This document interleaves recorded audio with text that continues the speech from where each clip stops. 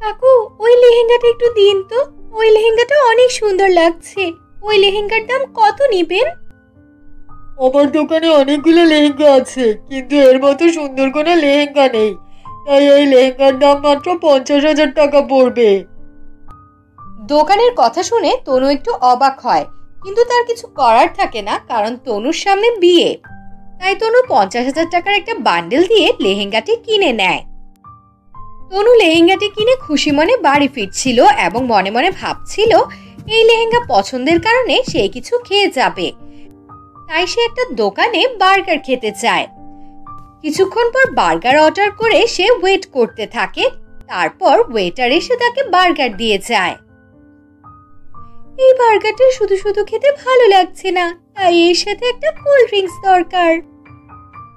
তনু এটা ভাবতে ভাবতেই তার সামনে একটা কোল্ড ড্রিঙ্কস এর বোতল চলে আসে। কি ব্যাপার, কোল্ড ড্রিঙ্কস এর কথা ভাবতে ভাবতেই কোল্ড ড্রিঙ্কস চলে আসলো। বার্গার এবং কোল্ড ড্রিঙ্কস খেতে খেতে তনু ভাবছিল, এত সুন্দর লেহেঙ্গার সাথে যদি একটা ম্যাচিং করে স্যান্ডেল নিতে পারতাম, তাহলে হয়তোবা লেহেঙ্গার সাথে অনেক সুন্দর লাগতো এবং বিয়ে বাড়িতে সবাই আমার দিকেই তাকিয়ে থাকতো। এমনটা ভাবতে ভাবতে হঠাৎ তনু দেখতে পায় তার সামনে একটা লেহেঙ্গার সাথে ম্যাচিং করা স্যান্ডেলও চলে এসেছে। এগুলো দেখে তনুর আর বুঝতে বাকি থাকে না যে এই লেহেঙ্গাটা জাদুর লেহেঙ্গা। এটা তাহলে জাদুর লেহেঙ্গা। আমি তো এই লেহেঙ্গাটা কিনে খুব ভালো কাজ করেছি। বাহ, এই সুন্দর লেহেঙ্গাটা নিয়ে আমি এখন বাড়ি চলে যাই। এই লেহেঙ্গাটার কারণে যদি আমার মাথায় চুলও চলে আসতো তাহলে কত সুন্দর হতো। এই চুলের জন্য আমাকে সবাই কত কথা শোনায়। যদি এই জাদুর লেহেঙ্গার কারণে আমি আমার চুল ফিরে পেতাম তাহলে কতই না ভালো হতো। এরপর তনু রেস্টুরেন্ট থেকে বের হয়ে বাড়ির দিকে যাচ্ছিল। হঠাৎ রাস্তায় একটা চোর এসে তনুর হাত থেকে জাদুর লেহেঙ্গার ব্যাগটা নিয়ে দৌড়ে পালিয়ে যায়। তখন তনু জোরে জোরে চোর চোর বলে চিৎকার দেয়, কিন্তু তনুর কথা কেউ শোনে না। তাই তনু নিজেই চোরের পেছনে দৌড়াতে থাকে। তারপর তনু যখন চোরটিকে ধরতে পারে না, তখন কান্না করতে করতে বাড়ি চলে যায় এবং তার মা বাবাকে সব কথা খুলে বলে।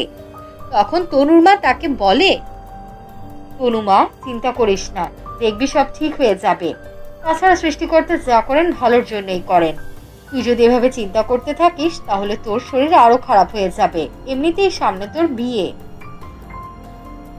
এভাবেই তনুর মা তনুকে বোঝানোর চেষ্টা করে, কিন্তু তনুর তখনও মন খারাপ ছিল, কারণ সে তার দামি জাদুর লেহেঙ্গাটার কথা ভুলতে পারছিল না।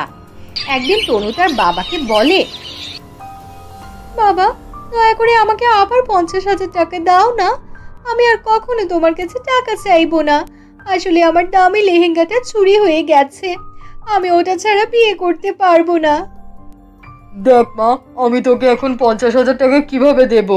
তাছাড়া তোর বিয়েতে পলাশ অনেক টাকা যৌতুক চাইছে। এই নিয়ে 20,000 টাকা ছাড়া আমি তোকে আর কোনো টাকা দিতে পারবো না। তনু তার বাবার কাছ থেকে 20,000 টাকা নেয়ার পরে পলাশের কথা ভাবতে থাকে, আসলে পলাশ তাকে কি বলেছিল। দেখো তনু, যখন আমি তোমাকে বিয়ে করতে যাব তখন সবাই যেন তোমার লেহেঙ্গার দিকে নজর রাখে, তোমার টাক মাথার দিকে কেউ যেন না তাকায়। এই কথা ভাবতে ভাবতে তনু আবার সেই দোকানে যায় এবং দোকানদারকে জিজ্ঞেস করে আগের মতো কোনো লেহেঙ্গা আছে কিনা। দেখেন আপু, আপনি আমাকে 20,000 টাকা কেন, 20 লক্ষ টাকা দিলেও আমি সেই লেহেঙ্গা দিতে পারবো না, কারণ ওইটা একটাই ছিল। দোকানদারের কথা শুনে তনুর মন খারাপ হয়ে যায় এবং সে বাসায় চলে আসে। তারপর তনু চুপচাপ তার রুমে শুয়ে থাকে। তনুর চুপচাপ থাকা দেখে তনুর মা বলে, তনু মা আমার, চিন্তা করিস না, আমি তোকে একটা সুন্দর লেহেঙ্গা কিনে দিব। এদিকে বিয়ের দিন এগিয়ে আসছে, এজন্য তনুর মা তনুর জন্য একটি লেহেঙ্গা কিনে আনেন। কিন্তু এই লেহেঙ্গাটা ছিল অনেক কম দামি, দেখতে এত সুন্দরও লাগছিল না।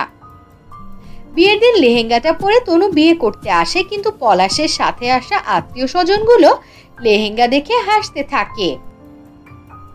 এই দেখ দেখ, কেমন একটা লেহেঙ্গা পরেছে, দেখতে মোটেও ভালো না, তারপরে আবার মাথায় চুল নেই, এরপরে আবার এমন একটা অসুন্দর লেহেঙ্গা পরে এসেছে, দেখে মনে হচ্ছে কোথা থেকে যেন লেহেঙ্গা কুড়িয়ে পেয়েছে।